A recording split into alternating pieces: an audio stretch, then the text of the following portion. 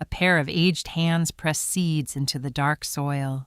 The garden was immaculate in the way of things that have been tended rather than decorated, the beds turned and the borders clean, and the roses at the far wall in the particular condition of plants that have been given exactly what they needed for a long time. The morning light came in low and warm across the beds and caught the dew on the grass and made the whole space look the way Frederick had always said. It looked like something worth building a window to see. Through that window, 2 floors up in the building that Frederick had built, and that bore his name on the brass plaque in the marble lobby, 2 men in suits were watching. They were not watching the garden. They were watching the woman in it. In the lobby of Harlan Group, a man in maintenance coveralls was changing the brass plaque beside the elevator bank.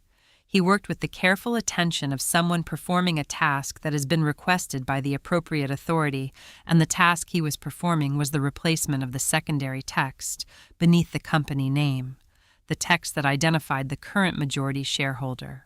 The new text read, E. Harland, majority shareholder. 4 years ago, they had voted her out of the house she raised them in.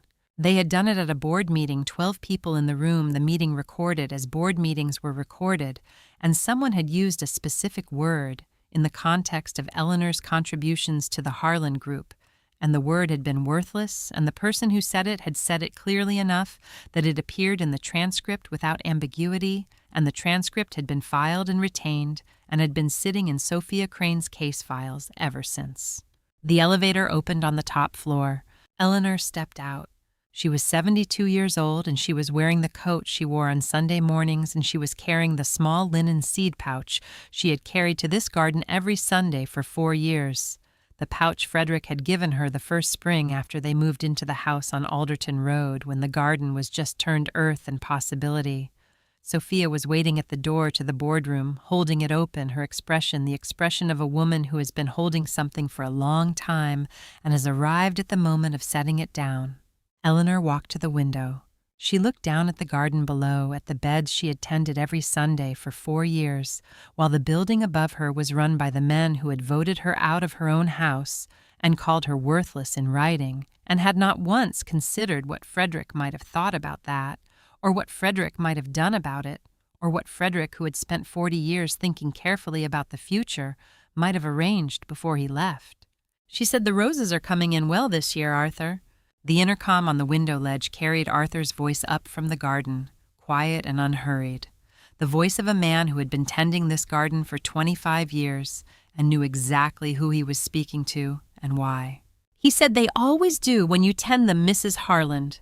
She did not need to call a lawyer. She did not need to send a letter. She had kept coming to tend the garden every Sunday the way Frederick had always asked her to, and then one morning Sophia had called, and everything Frederick had built for her had finally woken up.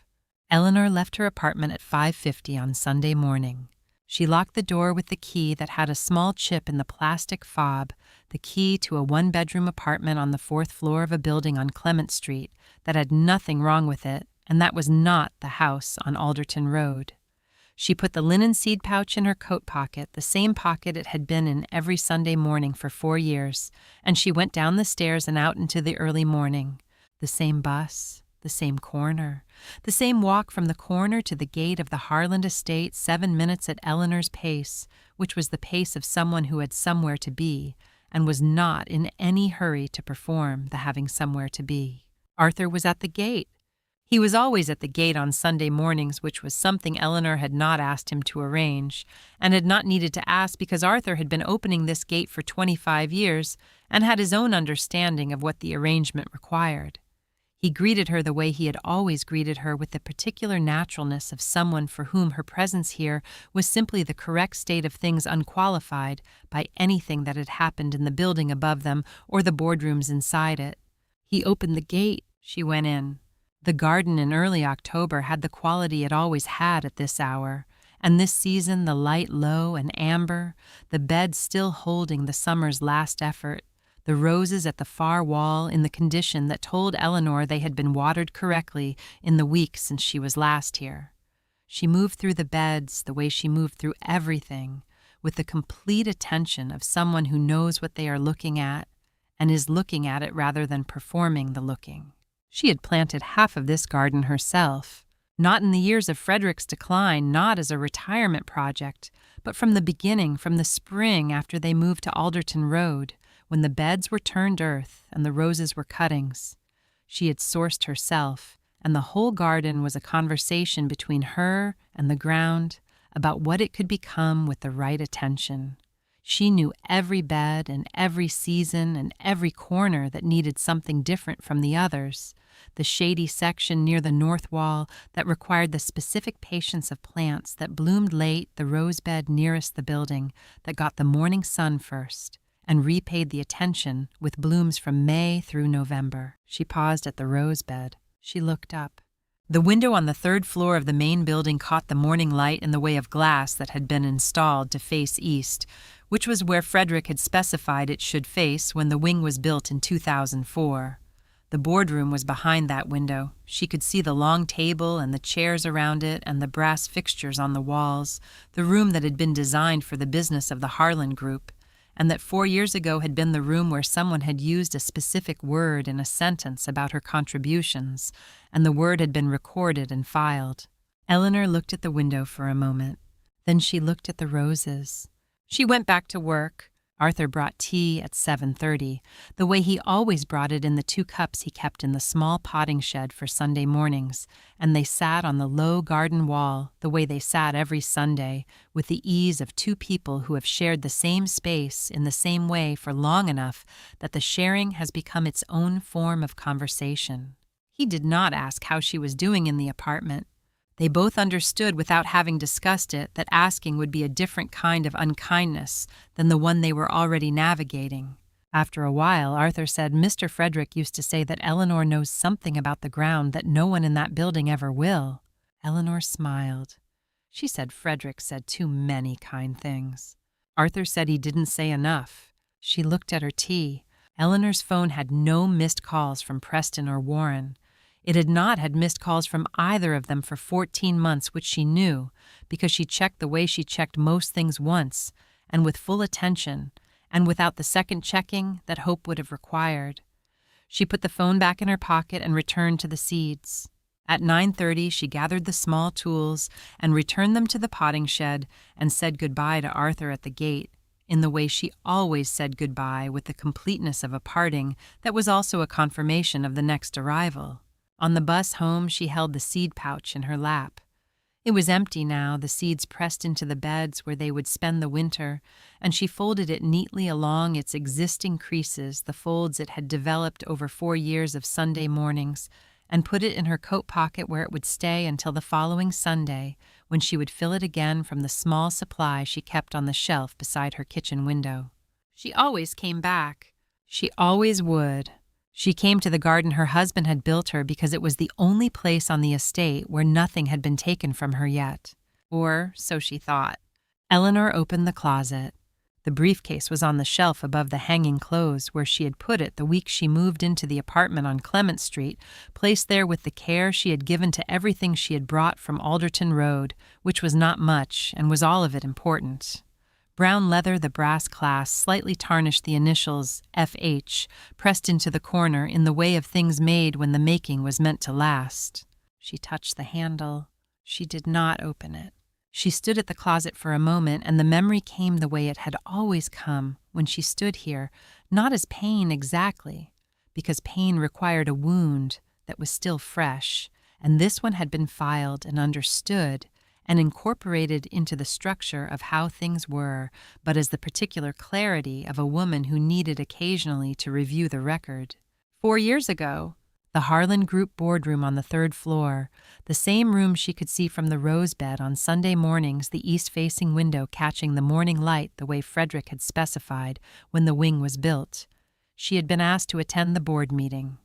The invitation had come through Preston's office in the language of corporate courtesy, a request for her presence at the quarterly review, and she had understood it as what board invitations to the founder's widow typically were, which was a formality, an acknowledgement of her position in the family history of the company, rather than a request for her participation in its current business. She had dressed carefully. She had taken the seat they indicated at the long table.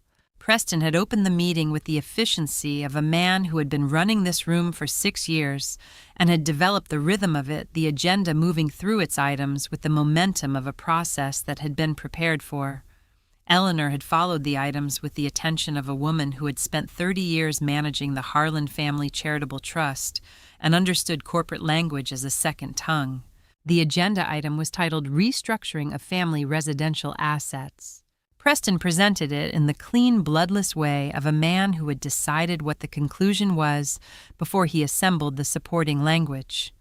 The Harlan estate on Alderton Road was a significant asset that was not being utilized at its optimal capacity. The maintenance costs were considerable. The staff requirements were substantial. Eleanor's sole occupancy of the property represented an inefficient allocation of a resource that could be better deployed. A transition to a smaller property would be appropriate and could be arranged with full attention to her comfort. Eleanor had listened. She had looked at Preston across the table and then at Warren beside him, and she had waited for the item to reach its end. Then Margot had spoken. Margot was not on the agenda for this item. She was there as Preston's wife, and as a non-executive presence at the table, which was an arrangement that had developed over the years without formal authorization, and which Eleanor had noted and not commented on, as she had noted and not commented on many developments in the Harlan Group over the years of her son's tenures. Margot spoke the way she did most things efficiently and with the confidence of a woman who considered her opinions to be useful additions to any conversation she entered. She said that Eleanor's name appearing on any board documentation, even as the founder's widow, was creating confusion among certain investor groups who inquired about her role and found no meaningful contribution to the business to point to. She said that the situation would benefit from clarity. She used the word worthless not the way a person uses a word when they are trying to wound someone, but the way a person uses a word when they consider it simply accurate, the efficient term for what they mean. And that was in some ways the more difficult version of the thing. 12 people in the room. Eleanor looked at Preston. He was looking at the table in front of him with the expression of a man who has decided not to look at something. She looked at Warren. He was looking at his phone, which was face down, which meant he was not looking at his phone, which meant he was not looking at anything. Neither of them corrected Margot. Neither of them looked at their mother. Eleanor sat with this for the length of time it took her to understand it completely, which was not long because Eleanor had always been quick at understanding things that were presented to her clearly, and what had been presented clearly was that she was in a room where her sons had decided not to see her. She stood. She picked up her purse. She buttoned her coat, the good wool, one button by button from the bottom, the way she had always buttoned her coat with the deliberate attention she gave to every small action that deserved it. She walked to the door. She said nothing. Not because she had nothing to say. She had a great deal to say, and had been composing it in the back of her mind since the agenda item appeared, and had been revising it during Margot's contribution, and had arrived at a version of it that was precise and complete and that she did not deliver, because she understood, in the way she had understood certain things about Frederick over 43 years, that the moment was not yet the right moment, and that the right moment would come, and that silence was not the absence of a response, but the preservation of one. That evening, a young woman named Sophia Crane stood alone in the boardroom after the cleaners had finished and the lights had been returned to their evening setting. Sophia was 26 years old and had been at the Harlan Group for 6 months, hired directly by Frederick in the last year of his life, with the specific instruction that she was to be given access to the founding documents and the trust records and the legal architecture of the company's ownership structure. She had a file that Frederick had given her on her first day, sealed with a note attached in his handwriting that said, "Read this now and then, put it in the safe, and wait." She had read it. She had put it in the safe. She had been waiting. Now she was standing in the boardroom with the meeting transcript in her hands, reading the specific paragraph that contained the specific word, and she looked at the transcript and then at the window that faced east, and then at the file that was in her mind, if not in her hands, and she understood what had happened and what it meant and what it had set in motion. She said to the empty room, to the east-facing window and the garden below it, and the man who had built both, and was no longer present to see what his sons had done in this room. Oh, Mr. Harland. They just activated it. They don't even know. She turned off the boardroom light. She went back to her office to begin preparing. In her apartment on Clement Street, Eleanor closed the closet door. The briefcase stayed on its shelf. She said quietly to the closet and to the absence it contained, "You always said the right time would come, Frederick. I'm beginning to believe you." The apartment on Clement Street was small in the way that Eleanor had decided to understand as precise. One bedroom, one living room, the kitchen that opened into the living space through an archway that was slightly too narrow for the opening to be called generous, but was adequate for everything that needed to pass through it. She had arranged the furniture with the attention she had given to every space she had ever inhabited, which was the attention of a woman who understood that a room was not a backdrop, but an environment, that the placement of things affected the quality of the thinking done among them. The single photograph of Frederick was on the shelf above the small electric fireplace. It was not the formal portrait from the company's annual report, not the photograph that appeared in the business press profiles. It was a photograph from 1987, Frederick in the garden at Alderton Road, in his shirt sleeves, looking at something outside the frame, with the expression of a man who has just been surprised by something that delighted him, which was an expression Eleanor had seen on his face many times and had never grown tired of. On the table by the window where the morning light came in best there was a stack of envelopes and a pen, and the writing paper she ordered from the same stationer she had used for 30 years, cream-colored, the weight of it correct for the purpose. Every Friday evening Eleanor wrote a letter. She wrote them with the care she had brought to all her correspondence, the sentences considered and the handwriting deliberate, and when she finished she signed them E, and folded them and placed them in an envelope and added them to the stack. She never sent them. 4 years of this new life had produced a stack that was now considerable, the envelopes slightly worn at the edges where they touched each other, each one containing a Friday evening's worth of the things Eleanor had been thinking about and had put into sentences for the practice of putting them into sentences, which was the only practice she had found adequate for the particular kind of thinking that needed doing. The routine had assembled itself in the first weeks after Clement Street and had held garden on Sunday, library on Tuesday, where she had begun volunteering in the children's section because the children's librarian had mentioned they were short-handed, and Eleanor had the kind of patience that children recognized as genuine. Letters on Friday evenings. The pharmacist on Clement, who had learned her name in the second week and used it in the way of someone who understood that names were forms of respect. The cafe 2 blocks over, where the young woman behind the counter had begun starting Eleanor's tea before she reached the table, which was a kindness Eleanor received without making a production of receiving it.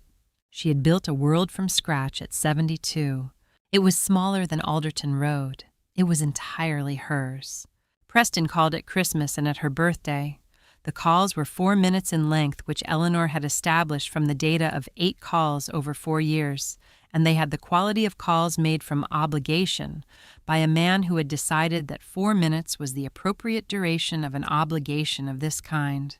For the last minute he gave the phone to his children, and Eleanor told them they were growing up beautifully, which was true, and asked them questions she had prepared in advance, because she had learned that prepared questions produce better conversations with children than improvised ones, and she listened to their answers with the complete attention she had always given to children who were talking to her.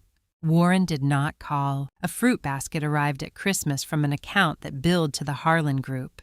It was a good basket, professionally assembled, with the kind of fruit that was selected for appearance rather than ripeness. Eleanor brought it to the community center on the street behind hers, the one that ran a food program on weekday mornings. She brought it without making an announcement of the bringing. She did not tell anyone it was from Warren. It was fruit, and the community center needed fruit, and the provenance of fruit was not relevant to its consumption. On a Sunday morning in late September, Arthur handed her an envelope at the gate. He handed it to her the way he handed her the tea, which was simply and without ceremony, and she looked at the return address and put it in her coat pocket with the seed pouch and went into the garden. She worked for 2 hours. She tended the late roses and turned the section of the bed that needed turning before the cold came, and she spoke to Arthur about the drainage issue on the north side that they had been managing since the summer. She drank the tea he brought. She pressed the last of the autumn seeds into the beds, where they would wait out the winter. At 9:30, she left through the gate. On the bus home, she took the envelope from her pocket. The return address was a law firm, Harlan Group Legal. Sophia Crane Associate. Eleanor opened it. 3 lines. Mrs. Harland, there is something Frederick arranged that requires your attention. When you are ready, please call. I have been waiting to tell you for 4 years. Eleanor read it once. She read it again. She looked out the bus window at the Sunday morning city, the people on the sidewalks with their Sunday errands, the light, the particular quality of late September light that was the same light every year, reliable and unhurried. She said quietly to the letter and to the bus window and to whatever remained of Frederick and the things he had arranged 4 years, Sophia. What were you waiting for? She did not know yet that Sophia had been waiting for a transcript, the one with a specific word in it, the one that had been recorded and time-stamped and filed in a system that retained everything, the one that had made everything Frederick planned 18 years ago finally legally ready. Eleanor arrived at Sophia's office at 9 o'clock exactly, which was the time she had said she would arrive.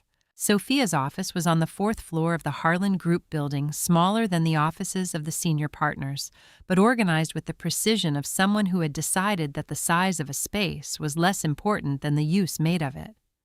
One large window, a desk that held exactly what it needed to hold. A single plant on the windowsill that Eleanor noted was a peace lily well tended. Eleanor sat in the chair across from the desk. She placed the linen seed pouch on the desk in front of her, which was not a statement, but a habit, the placement of a thing she carried, so that it was present rather than forgotten in a pocket. Sophia placed a thick folder on the desk beside it. She was 30 years old, and she had the composed attention of someone who had been preparing for a specific conversation for a long time and had arrived at it and was not going to rush it now that it was here. She looked at Eleanor, and Eleanor looked at her, and between them on the desk were the 2 objects, the worn linen pouch and the legal folder, and the room held the quality of a room in which something is about to be said that will change the shape of the thing said before it. Sophia began. She said in 2006 Frederick established a trust structure for the Harlan Group holdings. She said it the way she said everything, with the precision of a woman who understood that clarity was a form of respect for the person receiving information. She said it is called the Harlan Family Continuity Trust. Frederick filed it with the company's founding attorneys and gave 1 copy to a sealed file and 1 copy to the trust's designated administrator, which was me when I was hired. She opened the folder. She said the year was not an accident. 2006 was the year Preston joined the board and began the process of limiting your role in the company's public profile. Frederick saw it happening. He watched it develop over several months. He said nothing to either of his sons and nothing to you. Eleanor said he called his lawyers. Sophia said yes. She turned the folder to face Eleanor and indicated the relevant section with the careful gesture of someone who has handled this document many times and knows exactly where the important language lives. The trust named Eleanor as the silent beneficiary of 51% of all Harlan Group holdings and subsidiary assets. The language was precise in the way of legal instruments that have been written to be unambiguous, each term defined, and each condition specified. And in the middle of the relevant section, highlighted in yellow, that had been applied 4 years ago and had not faded, a clause that Sophia indicated with 1 finger. The transfer of beneficial interest to Eleanor Harlan shall activate automatically and irrevocably upon documented displacement of Eleanor Harlan from the primary family residence by formal action of the Harlan Group Board or any member thereof acting in an official capacity. Eleanor read the clause. She read it again. Sophia said the vote 4 years ago and the relocation agreement that Preston and Warren signed constituted formal family action under the terms of the trust. She paused. The moment they signed that agreement, the clause activated. She said you became the majority shareholder 4 years ago, Mrs. Harland. You have owned the controlling interest in the Harlan Group since the day they moved you out of Alderton Road. The office was quiet. Eleanor sat in the chair with the trust document in front of her and the seed pouch beside it, And she was still in the way that she was still in the garden on Sunday mornings, when she was thinking rather than working the complete and deliberate stillness of a woman whose mind was moving quickly and whose body had learned long ago that stillness was the appropriate container for quick thought. She picked up the seed pouch. She held it for a moment. She set it back down. The silence continued. Sophia waited with the patience of someone who had been waiting for 4 years and could wait for whatever additional time was required. After a while, Eleanor said, "Why didn't you tell me immediately?" She said it without accusation, as a genuine question about the sequence of events. Sophia said because Frederick's instructions were specific. She reached into the folder and took out a single sheet, a handwritten note on Frederick's personal stationery, the F.H. monogram in the corner. She said he wrote this for me the day he gave me the file. She turned it so Eleanor could read it without taking it from her. Frederick had written, "Tell her when she is ready. Not when it is convenient, not when it is legally optimal, not when pressure from any direction makes it seem urgent. When she is ready.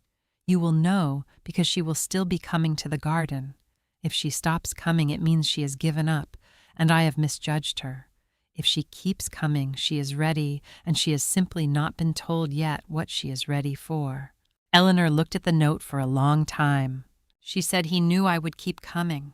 Sophia said he said you would come until they forced you to stop, and that you wouldn't let them force you to stop.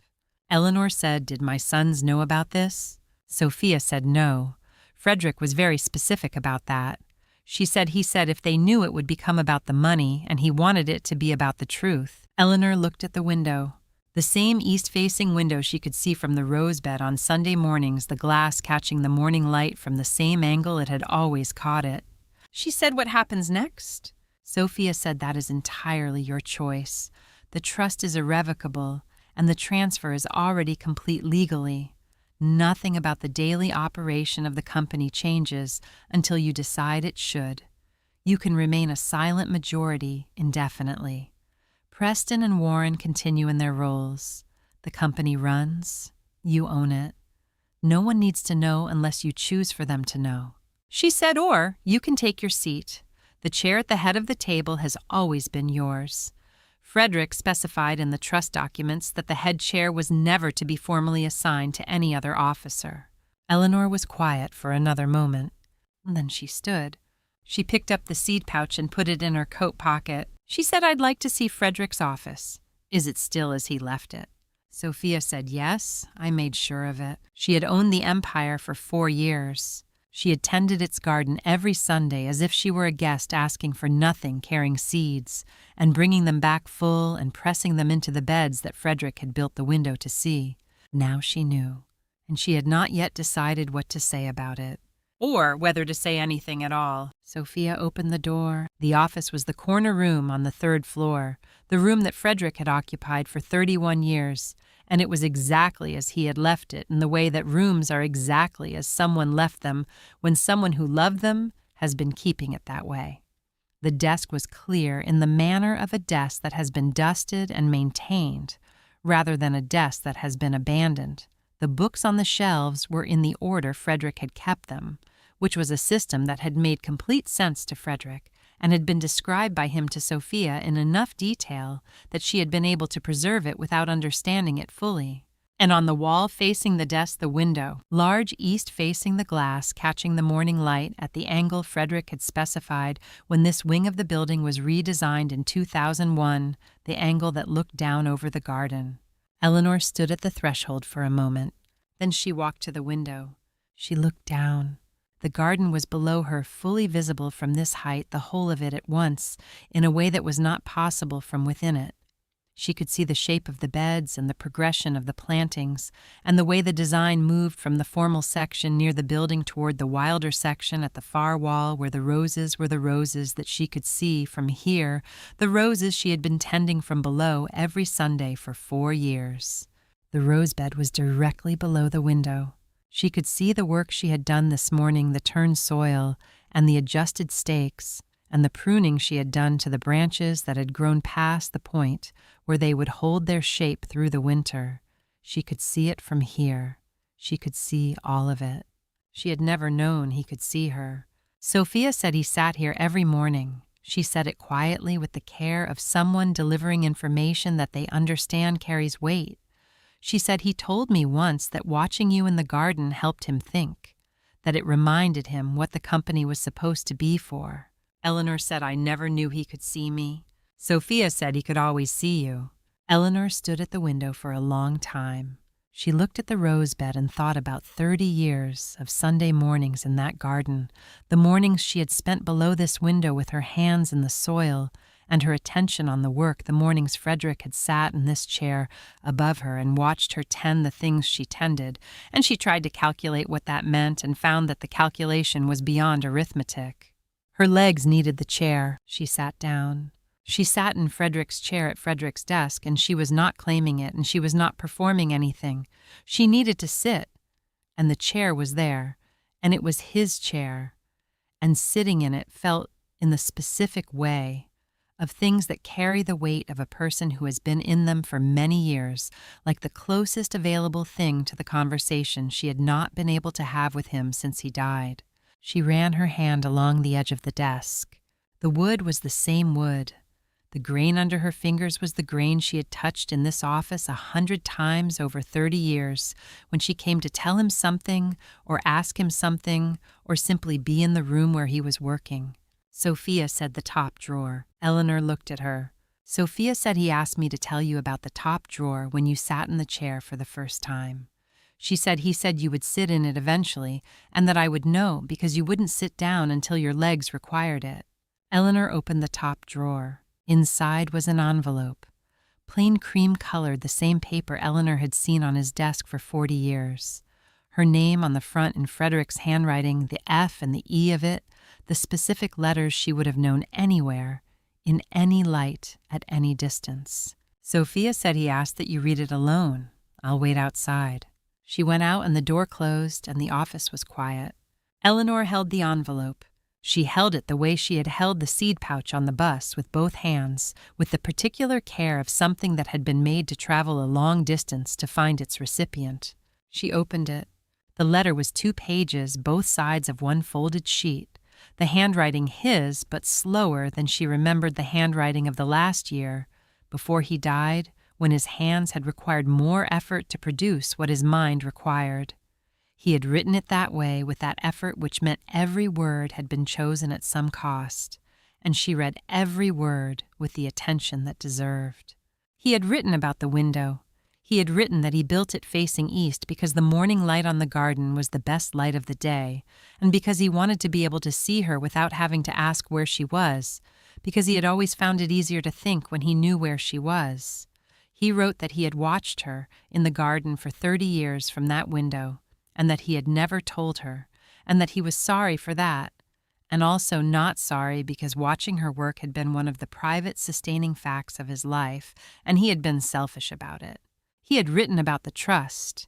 He had written that he built the clause in 2006 because he watched his sons beginning to do what sons sometimes did, which was to mistake the company for the family and the family for a liability.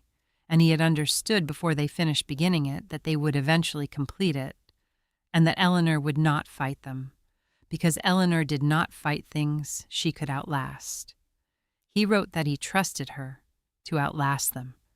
He wrote that the clause was not a weapon and was not a punishment.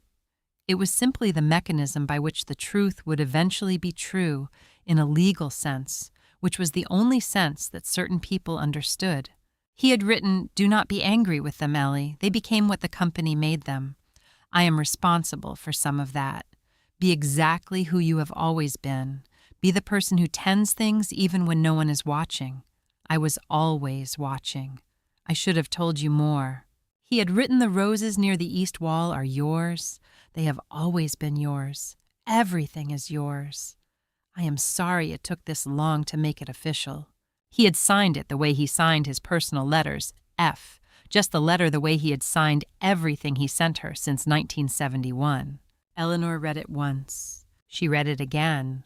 She folded it along its creases, and she looked at the seed pouch on the desk beside the legal folder, and she picked up the note and opened the pouch and placed the letter inside it, folding it one more time to fit the dimensions of the pouch, pressing it flat with her thumb, the way she pressed seeds into soil with the assurance of something being placed in the right ground. She closed the pouch. She stood. She went to the window.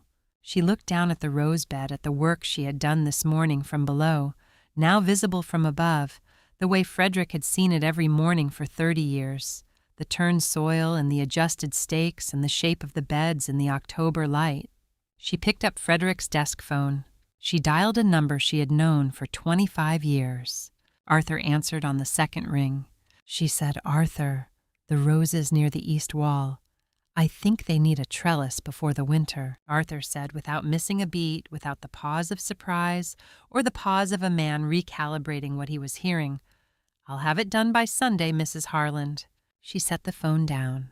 The door opened and Sophia came back in. Eleanor was standing at the window looking down at the garden, the seed pouch in her coat pocket with Frederick's letter inside it. "She said I'd like to call a board meeting, Sophia. She said it the way she said most things, with the precision of someone who has made a decision and is now communicating it, not to announce anything, just to sit at the table. I think it's time." She was not going to the boardroom to win. She had already won. She was going because Frederick's window faced the garden, and she finally understood why he had built it there. The Harlan Group boardroom on a Thursday morning had the quality of all Thursday morning board meetings, which was the quality of a room that had found its rhythm and expected the rhythm to hold. Preston was at the presentation screen with the quarterly figures, which were adequate, and which he was presenting with the practiced confidence of a man who had been presenting numbers in this room for 6 years and had learned to present adequate figures as if they were exceptional ones. Warren was at his usual position 2 seats from the head, taking notes in the margin of the printed agenda in the shorthand he had developed over years of meetings. The 12 board members were arranged around the table in their established positions, the positions that had been their positions for long enough that no one thought of them as chosen anymore. The door opened. Sophia stepped in first, then Eleanor. She was wearing the same coat she had worn 4 years ago, the good wool one, the one she had buttoned button by button from the bottom on the day she walked out of this room for the last time, and she was carrying the seed pouch in her coat pocket the way she always carried it, and she walked through the door of the boardroom on the 3rd floor of the Harlan Group building with the unhurried pace of a woman who has somewhere to be and has arrived. Preston's presentation stopped. Not dramatically. The words simply ceased the way a mechanism ceases when the power is interrupted, and he stood at the screen with his hand at his side and looked at his mother in the doorway with the expression of a man whose understanding of a situation has just been revised without his participation. Warren's pen stopped moving. The 12 board members looked up from their papers and their phones and their coffee cups, and they looked at Eleanor in the doorway, and then at Preston at the screen, and then at Sophia, who had gone to the head of the table and was placing a placard and a document folder at the seat that had been Frederick Harlan's seat for 31 years. The placard read, E. Harland. Sophia said Mrs. Harlan will be joining the meeting today as majority shareholder. Legal has been notified. She said it with the precision of someone making a statement of fact, rather than an announcement, the tone of a woman for whom this moment had been prepared and was now simply occurring. Preston said there must be some kind of mistake. Sophia reached into the folder and slid a copy of the trust document across the table toward him. She said, "There's no mistake, Mr. Harland. The clause activated 4 years ago when you and your brother signed the residential relocation agreement. She said your signature is on page 6. Preston looked at the document. He turned to page 6. His signature was there exactly where Sophia had said it would be in the ink and the date of 4 years ago, the signature of a man who had been signing documents with the confidence of someone who had read them and had not read this one carefully enough. Eleanor walked to the head of the table. She passed the window. She paused at it for a moment, the large east-facing window that looked down over the garden she could see from here, the way Frederick had seen it every morning for 30 years. And she looked down at the rose bed and at the turned soil from Sunday's work and at the garden that was hers, in the way that things are yours when you have tended them for long enough that the tending and the belonging have become the same thing. Then she sat down. She sat in Frederick's chair at the head of Frederick's table, in the room where 4 years ago someone had used a specific word in a sentence about her, and the word had been recorded and time-stamped, and had activated a mechanism that Frederick had built 18 years before any of them knew it would be needed.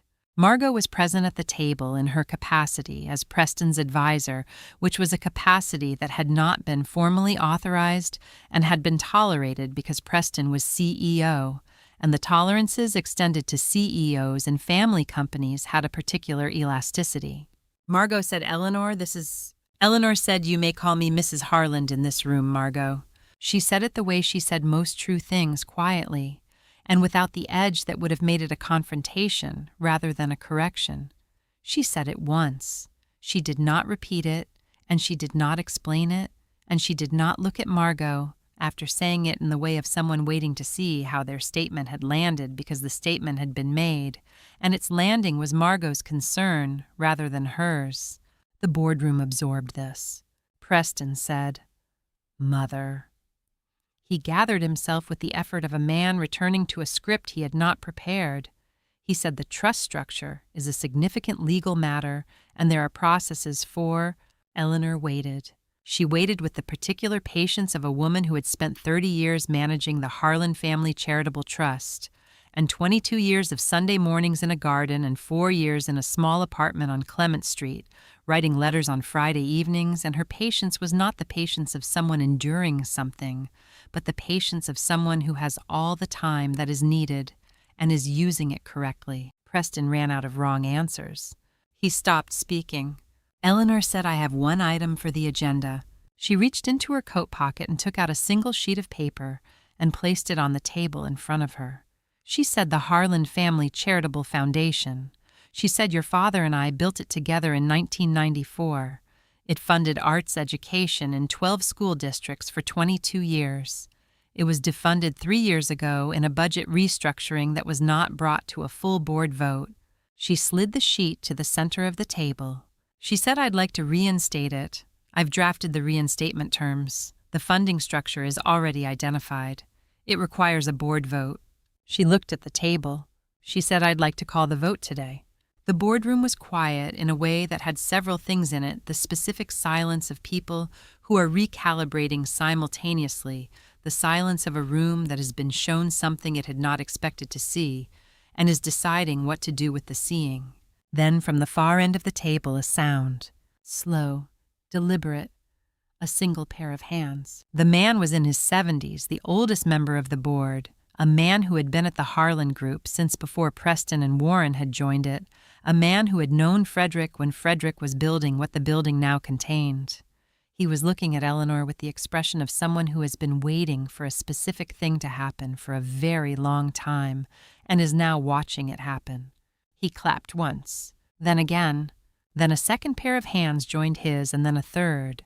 And the boardroom that had been the boardroom where someone said worthless and the word was recorded and time-stamped and filed became, in the slow accumulation of those hands, a different kind of rooms. Eleanor sat at the head of the table. She did not smile. She did not look triumphant. She looked like a woman who had come to the room where she had work to do and had sat down to do it, which was exactly what she was. The boardroom emptied in the way that boardrooms empty after significant meetings, which was quickly and without the usual corridor conversations, the board members finding reasons to be elsewhere, with the efficiency of people who understood they had witnessed something that required processing in private. Sophia closed the door from the outside. Preston and Warren remained at the table. Eleanor remained at the head of it. The three of them were alone in the boardroom for the first time in 4 years, and the room had the quality of a space that has been used for formal purposes and is now being asked to hold something informal, the particular awkwardness of furniture that is the wrong size for what is actually happening. Preston spoke first. He spoke with the effort of a man trying to find the register appropriate to the situation and discovering that none of his professional registers were adequate, that the situation required something that his years of running this room had not equipped him for. He said, "We didn't know about the trust, Mother." Eleanor said, "I know." She said it without inflection that suggested she was offering him this as a mitigation. She was simply confirming a fact because it was a fact because Frederick had been very specific about that. Warren was looking at the table. He said, "I signed the relocation form." He said it the way people say things that have been said many times in private to themselves, in the quiet of the spaces where they were honest and were now being said aloud for the first time in the presence of the person they needed to be said to. He said, "I've thought about it every week since." He did not follow it with an explanation. He did not construct a context in which the signing made sense or could be understood differently. He simply said it and let it stand, which was a different thing from an excuse and a more difficult thing. And Eleanor received it as what it was, which was a confession from a man who had been carrying it for 4 years and had finally put it down in the right place. She let it stand. Preston said, "What do you want from us?" He said it with the directness of a man who has been a CEO for long enough that directness has become his default, the question that cuts to the operational core of a situation. And Eleanor recognized it and did not hold it against him because it was who he was, and she had always known who he was. She said, "Nothing that can be given in this room, Preston." She looked at the window. The garden was visible below the October beds in their late-season condition, the roses at the far wall with the trellis that Arthur would install before Sunday. She said, "I write letters on Friday evenings." She said it the way she said things that she had decided to say, with the completeness of someone who has composed the sentence in advance because the sentence matters. She said, "I've been writing them for 4 years. To your father." She said, "I wrote about you, about what you were building here, about the decisions you were making and how I thought about them." She paused. "I was always proud of you. I didn't always understand you, but I was always proud." She said, "I needed somewhere to put it, and there was no one to send it to." Warren looked at his hands. Preston was very still, in the way that certain people are still when they are receiving something that has come at them from an unexpected direction, and they have not yet determined how to organize their response to it. The boardroom was quiet. Eleanor reached into her coat pocket and took out the seed pouch. She opened it and took out Frederick's note, the letter she had folded into the pouch that morning in this office, and she held it in her hands. She did not show it to them. She did not read it aloud. She held it the way she held things that she needed as reference points, as anchors, when the conversation required steadiness. She said, "Your father asked me to tend things and wait." She said he was right, that it was the correct approach. She paused. "I'm still not entirely sure it was the easy one." Preston said quietly, "Aren't you angry?" Eleanor considered this. She said, "I was." She said, "I put it in the letters and then I went to the garden and it was quieter there." She looked at Preston directly for the first time since they had been alone in the room. She said, "Anger requires a great deal of maintenance, Preston. I've found that I prefer the garden." She folded the note back into the pouch. She said, "I want 2 things." She said it simply, not as a negotiation and not as a demand, as a statement of what was true about what she needed. She looked at Preston. She said, "The foundation relaunch will be in the spring. I want you there, not represented, not sending someone. Present. You and Warren both." She looked at Warren. She said, "And I want you to call me on a Sunday, not because it's Christmas and not because it's my birthday, just to call." She paused. "You can tell me about the week. I'd like to know about your week." Warren looked up from his hands. He looked at his mother at the head of the table in his father's chair, in the room that had been used against her 4 years ago, and that she had returned to not for revenge and not for reinstatement and not for the apology that was owed and had not yet been offered, but for the foundation and for a Sunday phone call. He nodded. He nodded before Preston, which was not something Warren typically did, and the nodding came from the same place as the confession about the relocation form, from the part of him that had been carrying the weight of a specific piece of paper for 4 years and had just been given permission to set it down in stages. Preston took longer. He sat at the table for a moment with the expression of a man working through something that did not have a clean resolution, and Eleanor waited for him with the same patience she brought to everything that required it. Then he nodded. Eleanor stood. She put the seed pouch in her coat pocket. She said, "I'll see you at the relaunch." She said, "Don't be late." She walked to the door and opened it, and Sophia was in the hallway waiting with the patience of a woman who had been waiting for 4 years and knew how to wait. She had asked for a phone call and a relaunch. She had not asked for the estate. She had not asked for a written apology. She had not asked them to say the word that had been said in this room 4 years ago and retract it. She had asked for presents, for the ordinary things she had been without, and both of her sons had said yes. Sunday morning, the same corner, the same walk.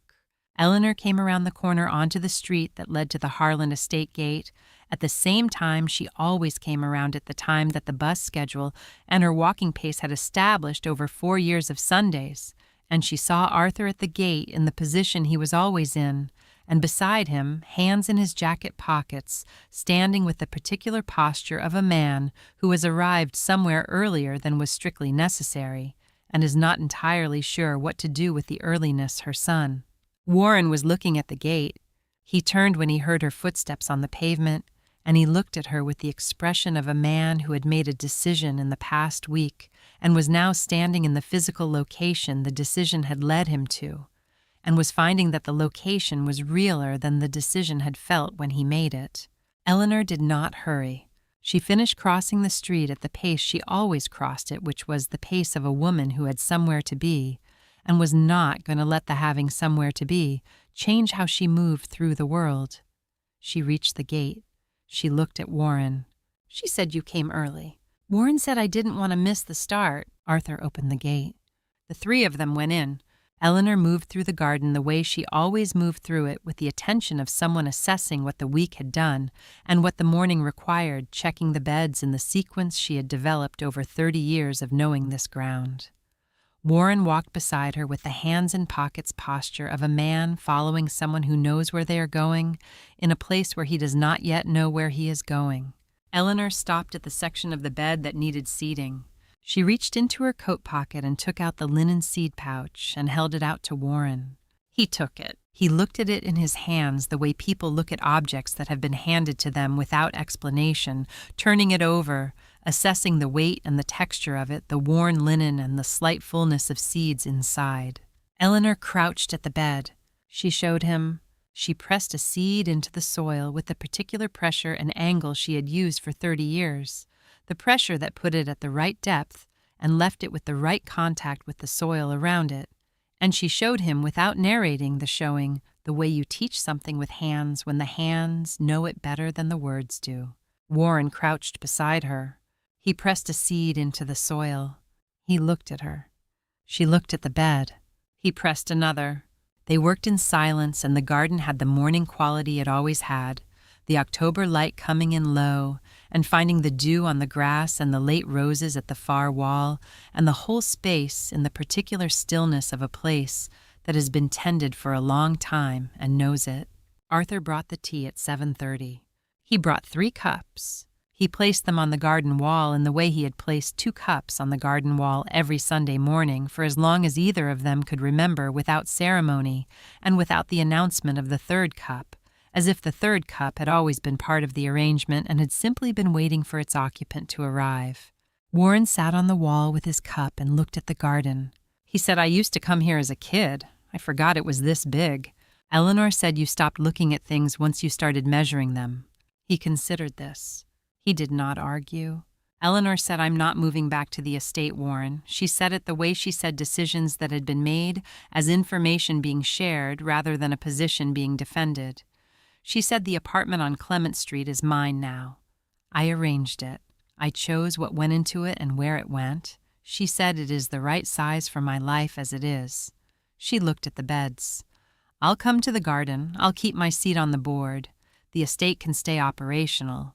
Warren said you could have everything back. Eleanor said, "I have what I need." He looked at her. She looked at the roses at the far wall, the roses that were going to need the trellis Arthur had promised, the roses that had been coming back every year since she planted the first cuttings in a garden that had been turned earth and possibility. Warren said Preston will come around. He just needs more time. Eleanor said Preston always needed more time. She said, "I have it." She said it without irony and without impatience, as a simple statement of the situation, which was that she was 72 years old and had 4 years of Sunday mornings and Friday letters and the small, precise world of Clement Street behind her, and she was not in any hurry. Warren's phone rang. It rang from his jacket pocket with the ringtone of a Sunday morning call from a number he recognized as his office, the particular ring of something that had always been answered because there had always been a reason to answer it.